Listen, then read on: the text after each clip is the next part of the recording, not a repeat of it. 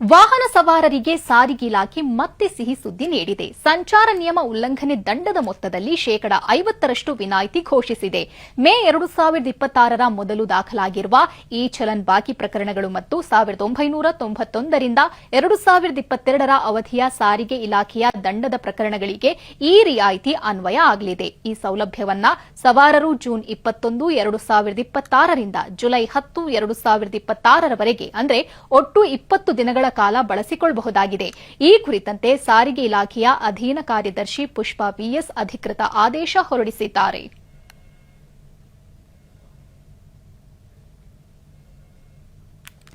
ಇದು ವಾಹನ ಸವಾರರಿಗೆ ಸಾರಿಗೆ ಇಲಾಖೆ ಗುಡ್ ನ್ಯೂಸ್ ನೀಡಿರೋದು. ಸಂಚಾರ ನಿಯಮ ಉಲ್ಲಂಘನೆ ದಂಡದ ಮೊತ್ತದಲ್ಲಿ ಶೇಕಡಾ 50ರಷ್ಟು ರಿಯಾಯಿತಿ ನೀಡಲಾಗಿದೆ.